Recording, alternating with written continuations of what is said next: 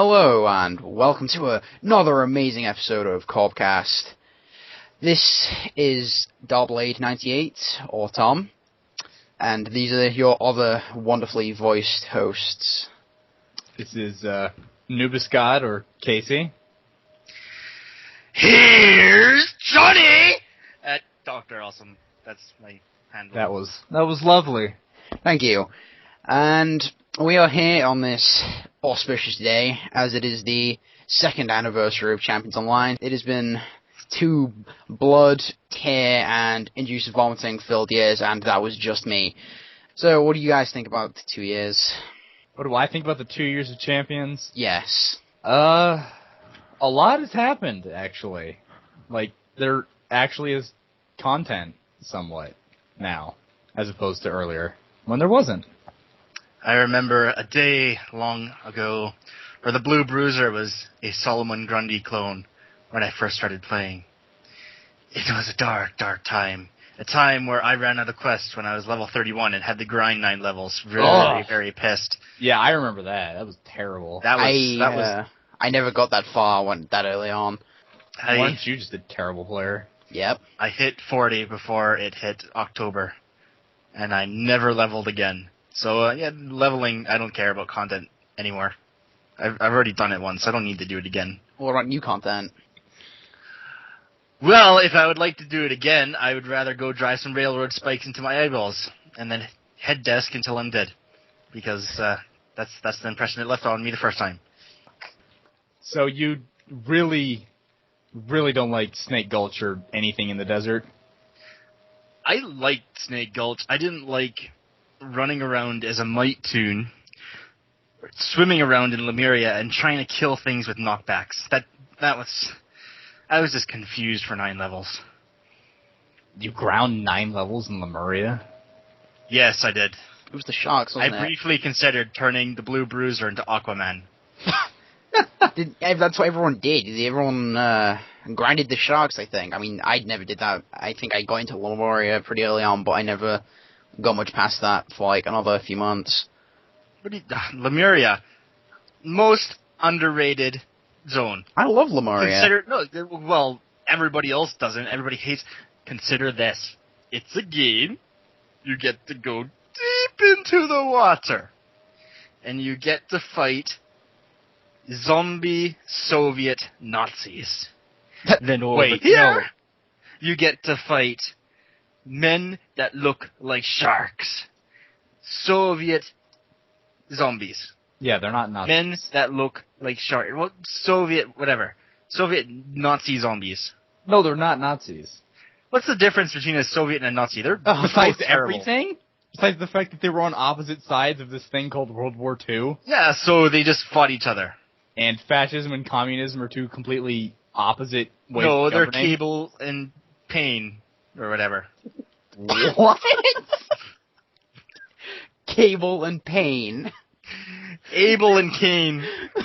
Do you forget that Cain killed Abel? You know what's the most terrible part?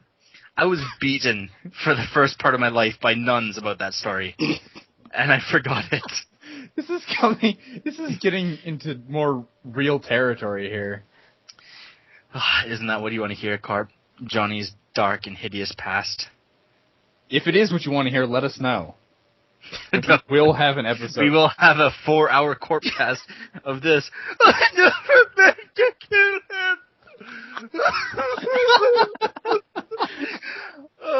But then again, that's a spoiler, so Okay. What's your favorite part of Champions you beat in the me. last 2 years? You beat me to it. My favorite? Yeah, what's your favorite? Probably, I mean, I almost want to say just like power changes and new costume stuff. Content-wise, probably Aftershock. I still think Aftershock is probably the best piece of new content they put in. Besides the Supreme Serpent? Oh, God, don't get me started on that, please. What about you? Johnny, what's your favorite part of the last 2 years? My favorite part of the last 2 years would be having Blood Moon happen every goddamn week, where I can enjoy my land of superheroes being invaded by zombies that just don't die and go away. I smile so hard when that shit happens. I'm saying, like, no. That's... It's like that would eat poop. I'm just so happy about that. But honestly, I would say, what's the one where you're tricked into thinking there's a moon zone, and then you teleport into a stupid gladiator thing that makes no sense? It makes perfect sense. It makes sense. Okay, it doesn't really make sense, but... I wanted to go, that's the moon zone, I'm so happy, and then it's like, no, you're in jail because you wanted a moon zone. Fuck you, Johnny. That's what Cryptic said to me. They whispered in my ear that, Johnny, there's no moon zone. We tricked you. You're in jail. Technically, you're still on the moon, though. He's got you there. You are on the moon. I wouldn't know if I was on the moon. God. She didn't take Get under GPS this with podcast. I'm just getting angry now. You are. I think kind of. What about you, Casey? Before Johnny starts yelling more. What was my favorite part of the last 2 years? Yes. I would have to say the game going free to play and getting a bunch of new powers and stuff getting rebalanced so that it isn't terrible. Yeah, I forgot about free to play. I like that too. Yeah. I like that. That was a good thing. My friends list got huge. I have Vegeta versus Gohan. He's a cool guy. I have Goku versus Booba, or whatever the hell the rest of the names are. I don't even know the rest of the names. I have a lot of DBZ friends. Why do you attract them so much? Well, because Blue Bruiser is built like a DBZ character. When he gets strong and angry, his mustache turns into a Fu Manchu. It's true. That'd be awesome. I want to see this now. You make it so, Johnny. Okay, so with this year's anniversary, they've done things a little bit differently. Instead of just a giant cake in the middle, there is a giant cake and also a massive stage that has music playing constantly, all the time. And hourly shows by Sapphire, which is actually fully voiced and sang to a degree, which is pretty cool. I would have preferred it if it was like Roadkill. Oh, that would have been awesome. Although aren't they like evil? They're a villain group of heavy metal. It's a heavy metal villain group, and I want them to be in the game so badly. But also, I can hear you wanting to say something, Johnny. Continue. You read me like a book. I just want to say that if you look at it from behind, it looks like a giant shoulder pad. It does, actually. Yeah. Come on. You have all this fancy... You could have put, like, I don't know, something cool on the top of it. Like what? I don't know. Maybe make it look like a turtle shell at least. It just looks like a turtle shell. It just looks like a giant hair scrunchy, snappy thing. Well, where you snap into your hair to keep it out of your eyes. In fairness, they did get, 1 second it was there, the other way around. 1 second it wasn't there, and then it was. They did a pretty good job considering it just appeared. They built it overnight. Yeah. Basically. Are we saying a good thing because they built it overnight out of game, or a good thing they built it overnight in game? I was talking in game. It could work either way, though. So we were either complimenting them or criticizing them. In game, compliment. Out of game, turtle shell. Really? Yeah, okay. But you see, Johnny, they had to spend some of that time making the new rewards for the anniversary stuff. Ooh, I get to see the sound effects of Blue Bruiser's punches, but I make the sound effects already. They're trying to drive me out of a job. Yeah. Are you saying you don't want to use the siren head to make like a policeman robot? Actually, I kind of want to do that now. Actually, yeah. Now that you've said that. Let's make a Siren Robocops. But we'll cross the Siren Robocops, and hear me out now, with Ape Escape. So we'll have Robocop apes. Yes. And we will chase around every other monkey character in the entire Champions universe. I'm completely sold on this because I love Ape Escape. I don't think there's that many other monkey characters. Oh, there will be. The Private Ape? Yeah, but you play Private Ape. Ooh, okay. So on the topic of the rewards, there's this like cardboard, I don't know if it's really cardboard, but it's like a box robot head with a siren on it that unfortunately doesn't actually make the noise, but it does animate. It does spin around. Flashes. You can flash people. Oh, robot thing. Can you change the color of it? I've only seen it in red, so I'm not sure. I don't know. I don't have the head. No, I don't have any of the rewards. I have one reward. My one reward. Anniversary Resource Boost. I've got like 3 anniversary callers. That's it. Yeah, the only thing that I got was the sparkly gloves. Yeah, there's the sparkly sort of set of tights, I think, isn't it? Yeah, it's a sparkly set of tights. There might be... Did they post pictures of the stuff? I don't think they did. Okay, well. No, I'm not entirely sure if they did. And then there's a new device. What is it called? It's called the Anniversary Noise Visualizer. Right. And so it has one charge when you get it. It lasts about 3 minutes, and when you use it occasionally, and I stress occasionally, it does not happen that frequently. It sounds like it's not working entirely right.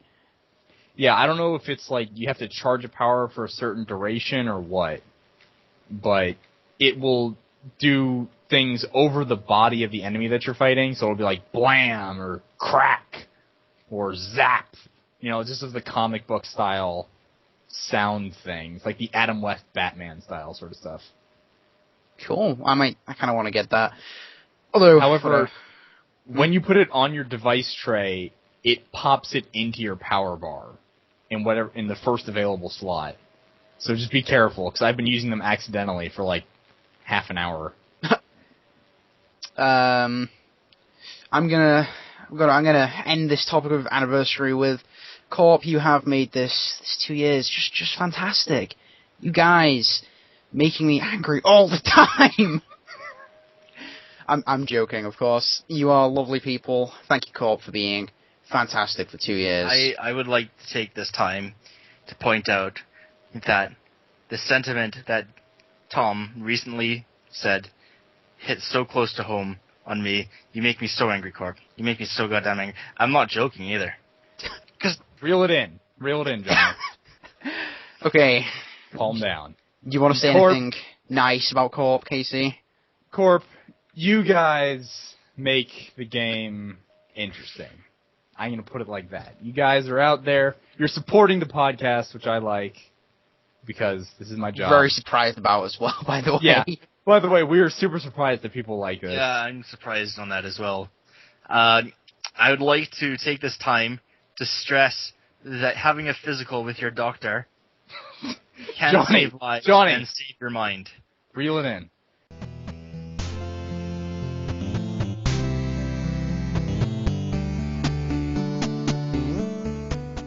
As well as the anniversary, we're going to talk about GMing and different ways to GM and problems you might run into.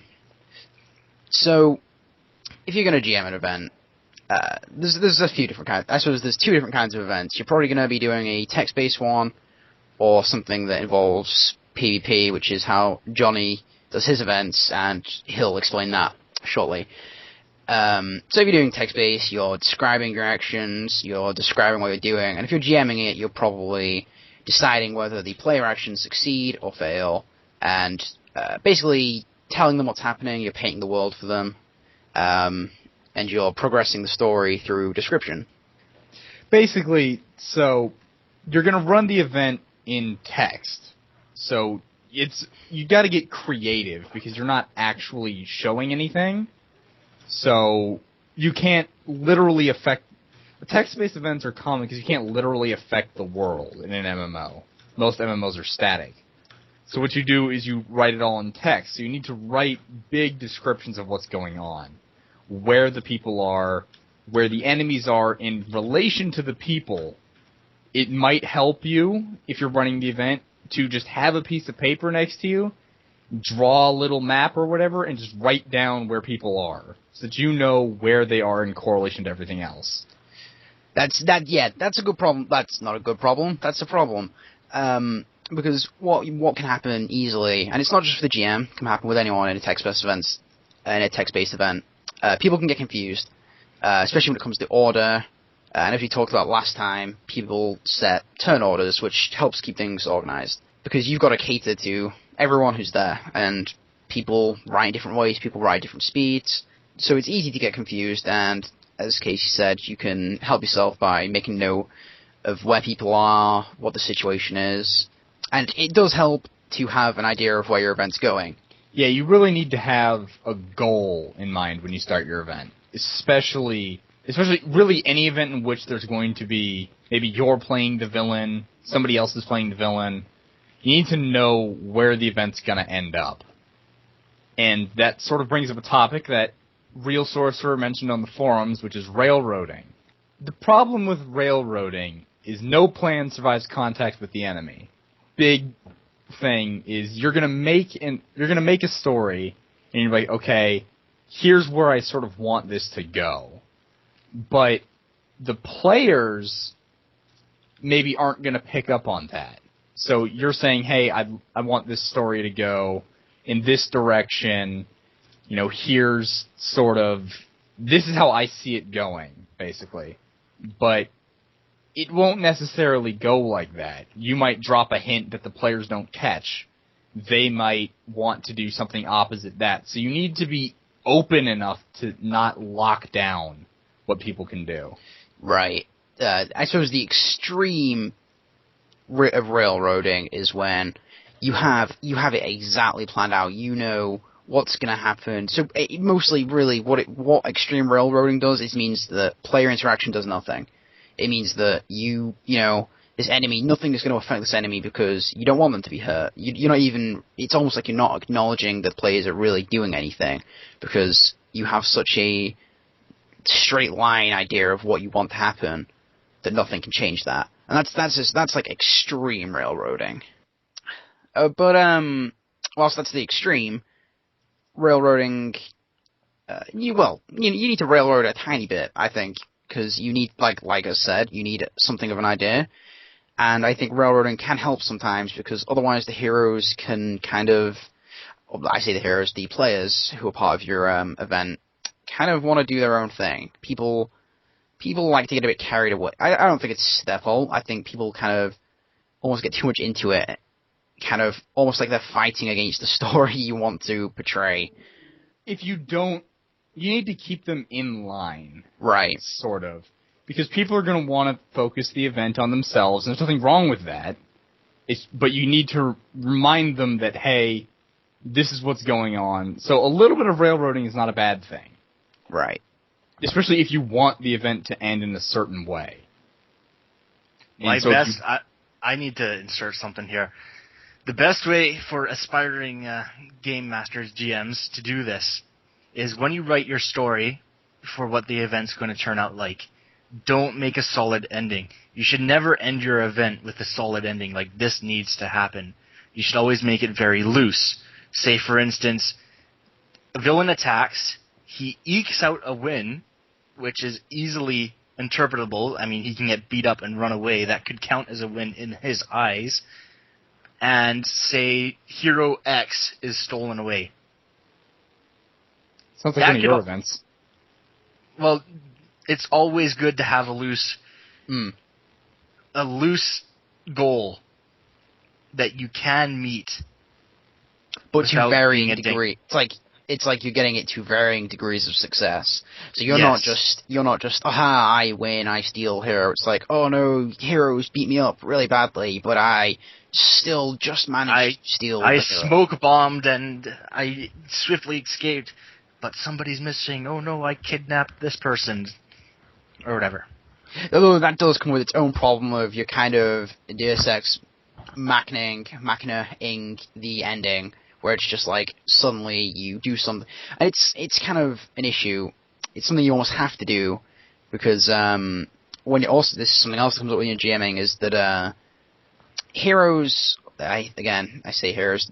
I'm used to playing a villain recently. The players will want to sort of continue what's going on. So if you're like villains trying to run away, the heroes might want to chase them. Yeah, you need to make it clear that the event's ending and that you don't want them to chase after you. Because I mean, it happens. I've seen it happen where the villain's like, okay, the villain runs away, and then one of the heroes is like, I chase after them, and you can tell that the person wasn't expecting this, that they didn't want this to happen, because they wanted the event to end, they wanted the villain to get away, but the player is kind of fighting that. Forceful, trying to force the climax and ending of the event before it's written, basically. Or they're trying to prolong it when you already want it to end. Well, that just comes down to our before thing, event manners. Mm-hmm. If you have well-mannered people in your event, you won't run across that much. Well, I think the problem is it's not necessarily about manners, it's about communication, which again comes down to manners, I suppose. But it's like, this person doesn't necessarily know that you want the event to end there, because you might not have made it clear enough, and it's hard to make it clear in a way that doesn't make it very abrupt. I don't have any trouble. Oh, I'm sure it's great to be you. Sure, it's great to be Black Omen, who just does the time warp. Yep, time warp. It does depend on like how you're trying to end it. I mean, I'm talking more about when it's like the villains are getting away rather than say the villain is defeated or the villains are defeated. Because when something's defeated, that's clear. It's obvious when it's ended because they've been defeated. But if something's trying to get away, or it's more of an open ending, it's sometimes kind of hard to portray when you want it to end. A good sort of way, if you are a solo villain, if you are the only one there, which, maybe, like if you're Black Omen, for example, generally he's the only one there, or if Asylum is the only one there, is you need to put some sort of distance between you and the heroes.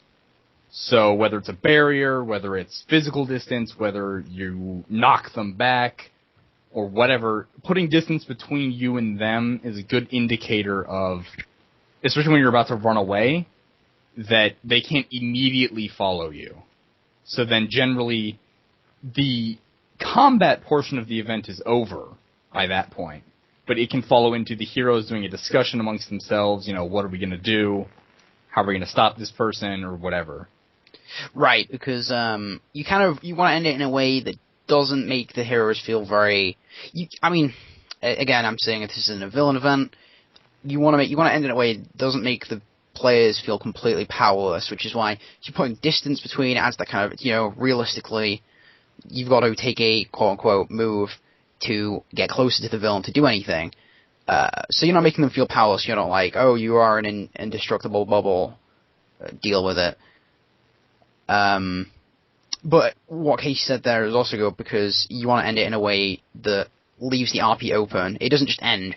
The heroes or the players can continue talking about it if it's an appropriate event. They can continue even when you're not GMing it, basically. Right, so you have left, maybe. Maybe you're like, hey, I gotta go. But the players can continue to discuss it amongst themselves. They could bring it up on CRP, and then that sort of helps sort of build the mythos behind the villain, behind the event, or whatever. Right. And this is all really for... this works for all kinds of events, but I suppose what we're talking about is more text-based events. Whereas Johnny does things differently. I know he'll do a lot of what we said similar, but if you'd like to tell us how you do things, Johnny...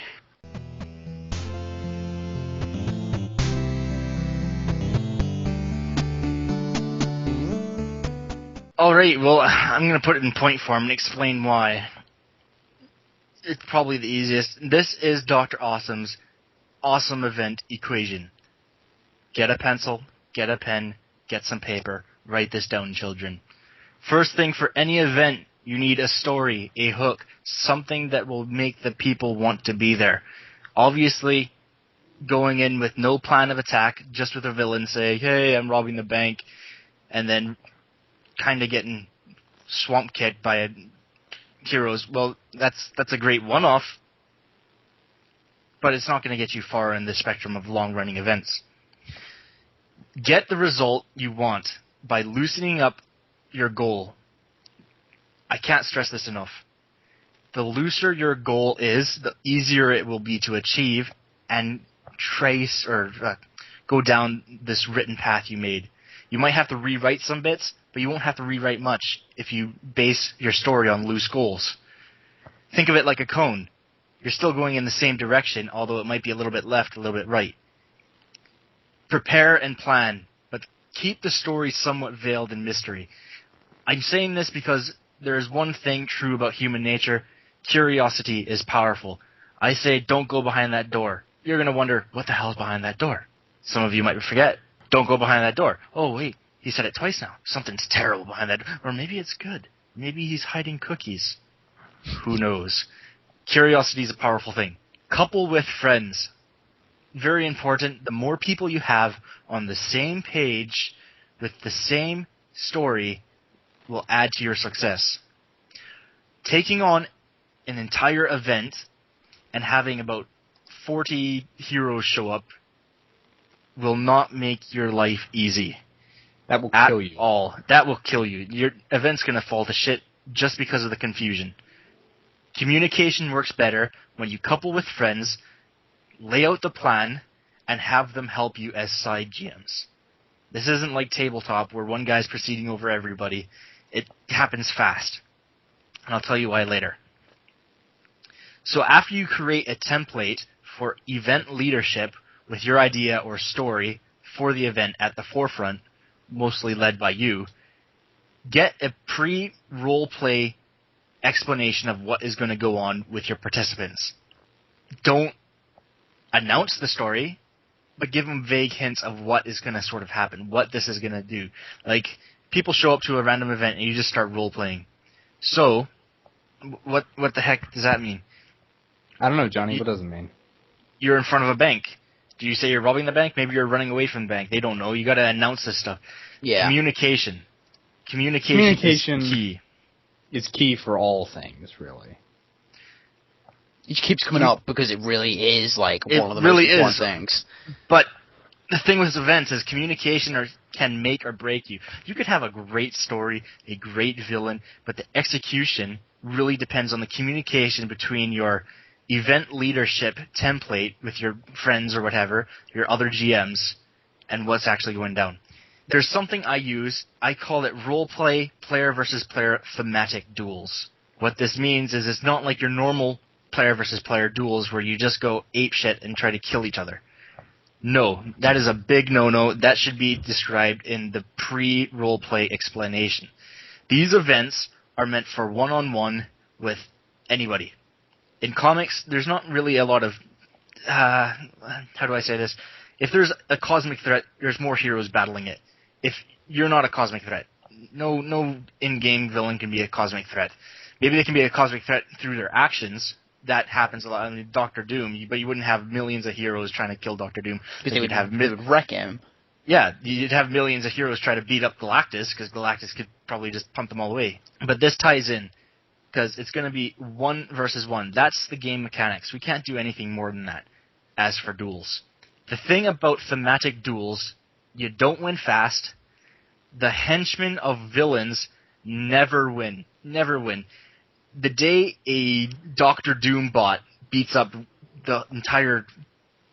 Okay, the better example. A day a normal Skrull beats up the Fantastic Four. It'll never happen. Because they're minions. They have no chance. Their job is to die in a funny or gruesome way. I wish it would happen, though. Yeah, just get beaten up. Sometimes I do too, but that's not comics. It should We're not talking about real life. The golden rule for every story on your events too is either the villains will win but only ramp up their attack. The attack won't be over. Or the heroes win. So, At the very end, you can have one event, villains get a little stronger. Second event, villains get a little stronger. Third event, villains get a little stronger, heroes win. It always ends with heroes wins. That's a good point. The job of the villain is to lose, basically. The villain can win minor victories, but the major events, the villain can never win. Unless you're making an event for some other goal, which might be the end of a character. If you want to kill a character, the villain wins in the sense that the character is then dead. Right. But if your goal is, like, destabilize time, you can't win because that's the end of everything. Right, yeah, exactly. Exactly. And I'm going to call back to my last point. I'm going to fight you on this, Tom. If the character's dead, the villain just ramps up his attack. There is one less barrier for the villain to achieve what his true goal is. But what if their goal is to kill the character? If their goal is to kill the character, they obviously had a goal beforehand. Yeah, nobody's goal is just kill Venom. Bruce Willis. Venom. Well, understand this. What caused Venom in the first place? Venom was caused because Spider-Man threw away the thing. Eddie Brock got it. Okay. Eddie Brock was Okay. shown up. So after Spider-Man's out of the picture, what is Eddie Brock going to do? He's going to be the best person he can be. He's going to be the best photographer. Everybody's going to know him. He's going to be great. And there's no Spider-Man to screw it up for him. Okay, I get what you mean. Fair enough. Killing a character... If your character... God damn it, Casey. What? We have awesome ideas, Johnny. We have awesome ideas. And we have to tell Corp about them. But killing a character is not an end goal. Unless... It's an end goal. I'm going to voice my opinion on this, and it might... Yeah, you've been doing that for the last 10 minutes. Well, whatever. If your villain is a clone, designed only to kill this hero, the person who ever cloned him is the mastermind. He's the true villain. He went out of his way to create something to kill you. That is his end goal, to kill you, because he cloned something to try to kill you. This clone, therefore, becomes a named minion. He's not the greatest villain because he didn't create himself or whatever. Do you understand what I'm trying to say? He's a minion for the intent of this other villain. He is the ramping up of the attack. He is, to put it just in TV tropes terms, he is the dragon to the big bad, basically. And nobody gets it. Right. I'm pretty sure Leet Speak got that in his TV tropes. It's like cocaine. Yeah, probably. It is like cocaine. At least somebody got my reference this time. Yeah. Corp, let me know if you got the Tanya Harding thing. Please. I heard somebody. Who was it? I can't recall them right now, but someone got the Tanya Harding thing. Success. Good. We had 1 out of 1,000,000. Yes. I'm vindicated. All right. I guess I'll finish off. I got a couple story tips. Quick ones. Humor is best mixed in with slower roleplay. If you're text battle or whatever, you got to make something interesting. You got to have the grip there. The best thing for that is have a couple silly things happen. Like I've done this before. Omen bots are attacking. Somebody's thematic dueling me as an Omen bot. I run out into the street and go charging laser. I wait for an NPC car to hit me, and then I use /kill me and say, "Oh, Windows 98 crashed." It keeps them interested because it's pretty... that's a good example. Like that little Omen bot attack we all did. We all helped with that the other day. That was pretty silly. We did a lot of funny things. That was ridiculously silly. At the very end, yeah, I kind of got too silly with Black Omen. But at the end, ideally, you should have a darker roleplay theme for your villain. I mean, you got to make your big villain look like a threat. Yeah. Unless you're, like, playing a Foxbat. And then, hey, be silly. Well, Foxbats aren't the threats of the world. That's the thing. That's what you think. You think that. But he's really... You're always underestimating Foxbat, Johnny. He will kill you. Maybe. Who knows? I know.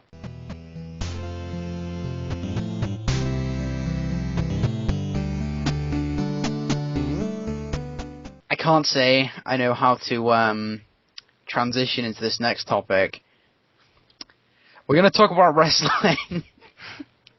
Are we going to talk about wrestling? Yeah! All right, let's talk about some wrestling. Ultimate Warrior. The power of the blood red moon!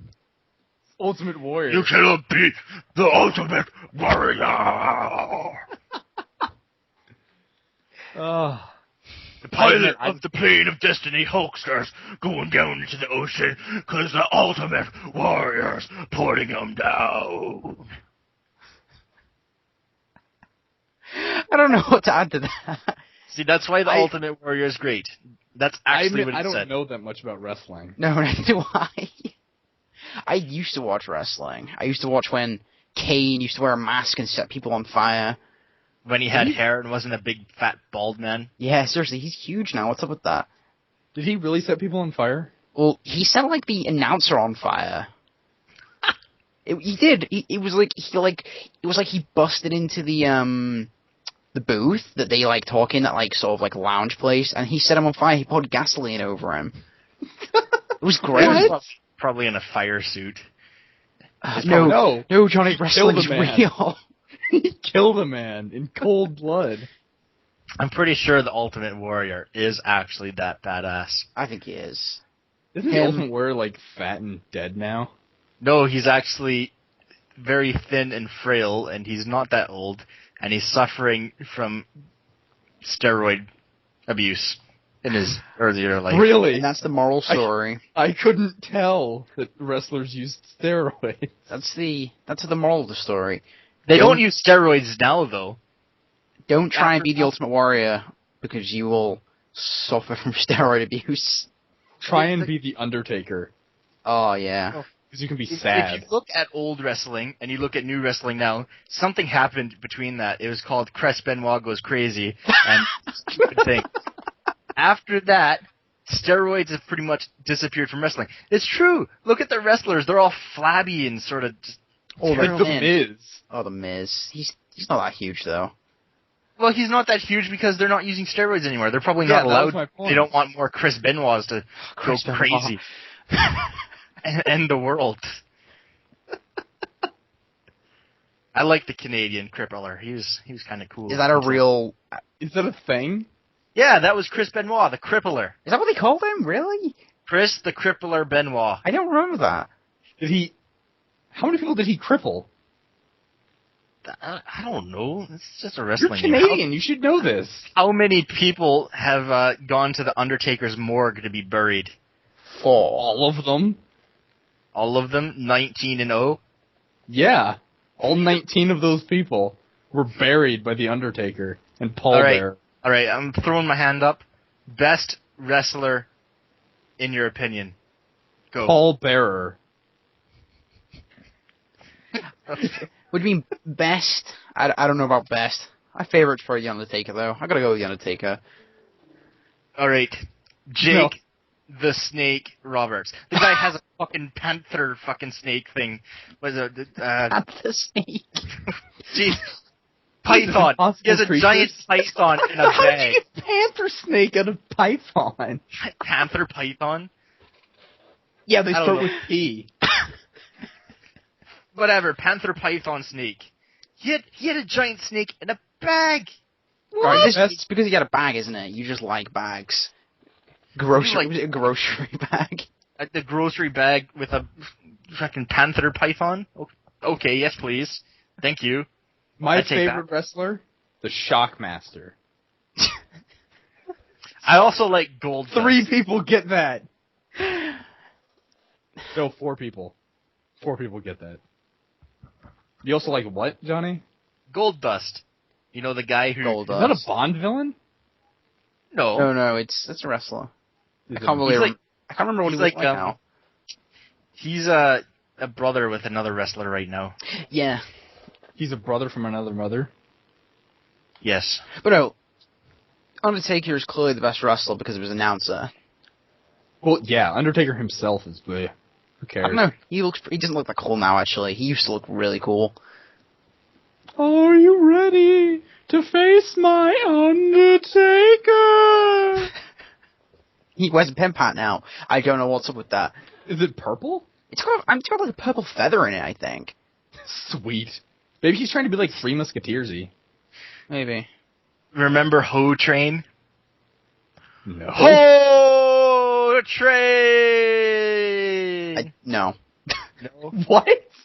There was a wrestler, and he was called, like, I can't remember what he was called, but he had lime green pants and a pink hat, and he came out with a bunch of hoes, like a bunch of ladies, and then his finishing move was the Ho Train, and then he did a stupid little train dance, and then ran into people in the corner. That's it. Wrestling, it's over. We're done. No more talking about wrestling. Okay.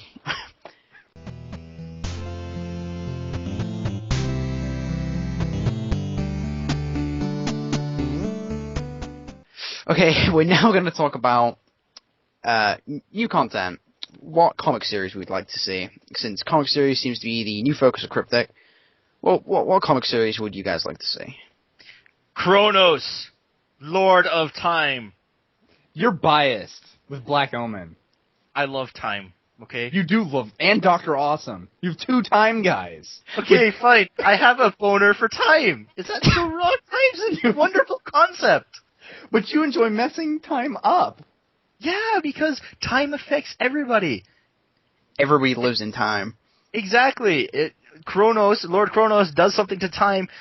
Every hero has a reason to fight him. No, Kronos is a good guy. He'll be evil. He's always evil. He has the ability to control time. He's like a time cop though. He like polices time. He makes sure nobody changes things. He is Jason Statham. Jason Statham. There's a movie called Time Cop, and it's called Jean-Claude Van Damme, and you went with Jason Statham. Exactly. That's Yeah, why I was that's why I was disappointed. Jeez, you Americans, what the hell do they teach you in school? Not about About time Jason cops, clearly. Statham, not French people. Anyways, yeah, Kronos. You want time travel? Yeah. You didn't have enough time travel with Jury Rig? I stood outside a time machine. Spoilers. I'm joking. Oh, yeah. Continue. No, statute of limitations. Okay, spoiler alert for CORPcast. Mute yourself. Jury Rig's time thing, where Foxback goes in time to pull pirates and stuff out of time. That does not constitute time travel, because I did not go back in time. I did not physically go back in time to fight Mecha Genghis Khan. What? I want to go fight evil Magic Nixon and Mecha Genghis Khan. Genghis Khan? Yes, Genghis Khan. Okay. What would you like to see, Casey? I would like to see Mechanon. I want them to do something with Mechanon. I think they're gonna. They've been pimping Mechanon since the beginning of this game. They've been like, Mechanon. But nothing's done with Mechanon. He's like the last, I don't want to say the last, but he's like the big guy that's mentioned in the game that it has nothing to do with the game at all. Yeah. They've done, there's like a lot of hints to do with him. I mean, And there's he a lot of pops hints. up in like every zone. Yeah, Something seriously. to do with Mechanon shows up. That's true. I would go on record to say Elder King or Elder Worm King. The Elder Worms would also be cool. Yeah, Elderworm, because the problem with the Elderworms is I don't think they've portrayed them very well. They're supposed to be very, very threatening. They mess people up. I mean, they can turn people into Elderworms. Wait, I amend my thing. I want an adventure pack in Babylon. That would be so hard to do. I don't care. I weep for the person who would have to design that, because that would be... Well, it would be Tumor Boy. Yeah, I'm sorry, Tumor Boy, I'm because sorry, you're Tumor clearly Boy, listening but- to this. But we need you to design all of Babylon. we want... So you'd have to design every possible kind of building ever. It wouldn't be that hard, though, if it only took place in a certain part of Babylon. Oh, okay, so if you want, like the clockwork part. I think the clockwork part of it would be cool. I would say the fairy, but then Elf Corp would get angry at me for more magic stuff. Yeah, Yeah, there's enough magic stuff. I agree. I think Cryptic know that though. Especially with all the Quithlothic stuff that came out in the adventure packs. They've nipped that in the ass though. That's By done the now. way, everybody, it's spelt and said as Cliffothic. Cliffothic. That's what I said. Cliphoth. Clipfoth. Yeah, There. Cliff That's how you say it. I said How you Cliffoth. spell it. Yeah, you said it right. No, I'm just saying, because I know a lot of people have trouble with it. Well, That's why how you did say me saying it remind you of this? Because you said it. I don't see how that's a problem, Johnny. I think you're. Calm down, Johnny. It's okay. No one's picking on No you. one's pointing fingers at you. I want to see Eurostar. I thought you wanted to Viper. see Viper. Yeah, see, there we go. There we go. I love Viper. I would love some more Viper content. Get some Dragon Branch in there. Get some big name Viper villains. Don't ruin the Supreme Serpent again, because that made me really angry. Or I'd like Eurostar. I think Eurostar are I think they're supposed to be one of the most powerful supervillain teams in the world, and they're awesome. Yeah, one of. You know, it would be good to go with that. You know what Champions needs, and I said this before, and people say, "Oh, just go to Westside." It's not the same. We need a Gotham City. Hudson City would be perfect, but it'd also be in America. If you had another city somewhere in, I don't know if there's any lore cities inside of Europe that fit that dark and Gotham City type deal. I don't think there aren't that many unique cities to the lore. I think there is one in Europe, right? I can't really remember what it's called now. I don't want them to do Hudson City exactly. But a dark Deep Sea, I could live with. How Not about Hudson Hudson City as a comic series, though, not as a zone? Maybe I could live with that. The problem with Hudson City is they'd have to change the law for it, because in the law there are no superpowers there. Nobody has superpowers in Hudson City. Same way in Gotham City, no one has superpowers. It doesn't fit in with the rest of the world in the way that Cryptic has painted it.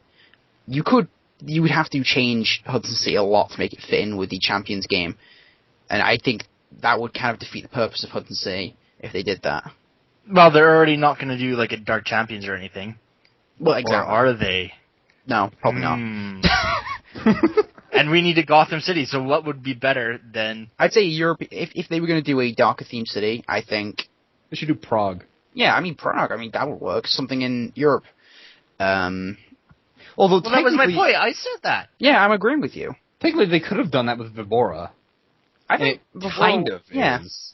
I think it's people don't like that it's so magic themed in Vibora, though. That's true. I'm okay with it. I like Vibora. You obviously like Vibora because Vibora is awesome. Yeah, I love Vibora. You got your Vibora vampire. 2 of them. Yeah. Asylum and Duke Requiem.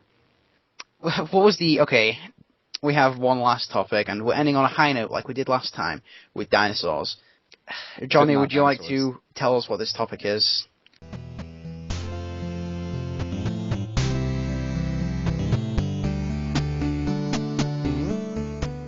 Hottest ass in Champions Online role players. This topic is about how hot your character is, and since we're all, I think I would, we're all biased towards women. I don't know, Tom. Yes, I am biased towards women, as you put it. Okay, we'll only be dealing with the female side, sadly. Next show, though, if any ladies want to come on and say how hot Blue Bruiser is, I would gladly oblige them to come on and say how hot I am. What if they All my don't want to characters. say how hot you are? Well, then they're not coming on. All right. That's it. I mean, I'm not going to argue with Johnny about it. If you want to come on and say how hot Blue Bruiser is, you're welcome. Well, no. What I actually meant, aside from the jokey bit, which is actually pretty funny in my view, that they can come on and grade the hottest ass of Corp male edition. Yeah, if there are any ladies that are listening to this podcast, let us know. Casey Ryan, hottest ass in Corp. Go. I don't know, man. I don't know. There's some competition out there. Come on. Come on, you got to give me some time here. You got Stellar, and you got Stargirl, and you have Astra. Astra. That's how witty we are. That's what you tuned in for. Yeah, it was me making Peak of the show. a pun, basically. I'm gonna go with Stargirl. I'm just gonna go with that. Stargirl. Okay. All right, Tom. Hottest ass in Champions Online Role Players. Go. Okay, I'm trying to think of a female character who is literally hot and is made of fire. I can't think of any, though. Crimson. Crimson. Okay, There's a couple others. I can't recall them right now. we'll go with a fire female hero of your choice, Johnny. That's not fair. You can't give me two choices. No. I don't know. I actually don't know. I can't think of any. Just say Asylum. We're gonna go with Asylum then. She totally got the highest ass, even though I think she would tail her out. You don't see her ass, though. You see her massive boobs. Come on, let's stick to the topic We're talking about derrieres. Okay. What the hell are we talking about? Ass. All right. No, I can't think of any fire heroes. I'll go with Stella, Kua's character. Stella's a mighty fine creation of Kua's. Well done, Kua. Thank you. All right, and Dr. Awesome's very important opinion, where nobody else's opinion belongs. The hottest ass of Champions Online Role Players will forever be known as, and I say this with no bias whatsoever. That's a huge lie. Yeah, no shit. Is Blue Bruiser's sidekick, Zion. And now we know. I was about to think that you were going to say Blue Bruiser. Princess we already Pummel. just said. Princess Pummel. We just said that there's going to be a male edition. So That's true. I'm going to win that hands down. But I'm putting my hat into the ring and saying Zion is the hottest ass in Corp.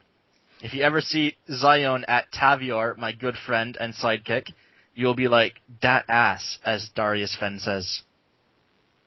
Is that what he says? That's what he's known to say. And now we know why she is Blue Bruce's sidekick. Oh, you pervy Canadian. Corp, we're very sorry if we didn't represent your ass in this discussion. Weigh in on the forums about your favorite. Speed topic, where we have to do some shout-outs to some asses. Do we? I think we do, to appease the masses. Who's else ass maybe not to mention? I'd like to do a shout-out to Asylum's ass. I'm going to do another shout-out to Quimpy's ass, if she got another one. Dariko, you also have a good one. I'm pretty sure. He could be a woman bird. You don't know what woman bird men look like. I continue, Johnny. I'm just going to let you carry on. We also have the deceivingly jailbait ass of Cosmic Glory. Oh,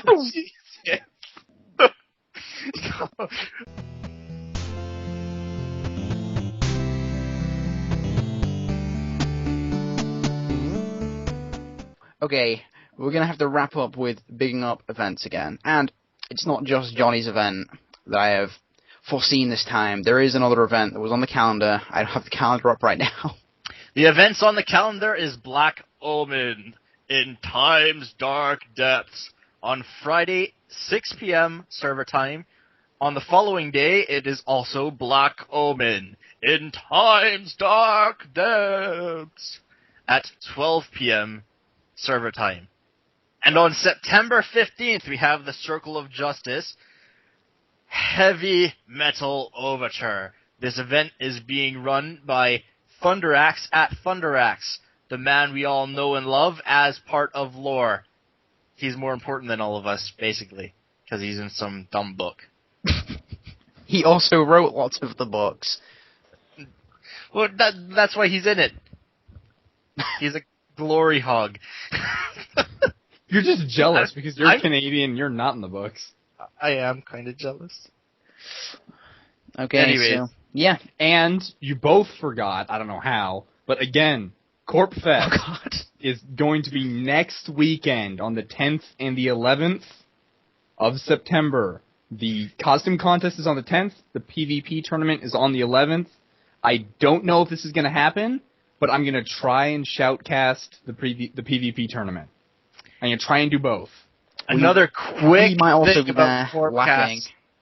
Yeah, we were going to be laughing. Another quick thing about CORPcast is go. I stress all of you, even if you don't PvP, to go and sign up for the duels. There's different sections, one for competitive, one for non-competitive. You won't get murdered, and it'll be lots of fun. It'll be fun. I stress again, go join the PvP tournament. And remember, you've got to sign up, so if you are interested, sign up, because, that makes it easier for people to organize this thing. I will be judging. I'll be Just putting that one out participating. there. And I know Johnny's Phoebe participating as and well. Johnny will be participating, so we're all going to be there. You do need to sign up, though. You have to sign up. You can sign up in player events on Corp. Just click on player events. You should just scroll down. It's going to be thumbtacked right at the top. Corp Fest PvP tournament sign-ups. Go on it, sign up. Come on, it's going to be fun. The more people that sign up, the better the tournament's going to be. Definitely. Okay, I think that's everything. I think we're done for today. This has been CORPcast, and we have been terrible. We've just been terrible. We've Awful. really earned the explicit tag today. We earned it. It's a badge. I thought it was It's a badge of honor. It is. This has been CORPcast, the ass-filled CORPcast, and thank you for listening. Thank you for bearing with us. See you next time.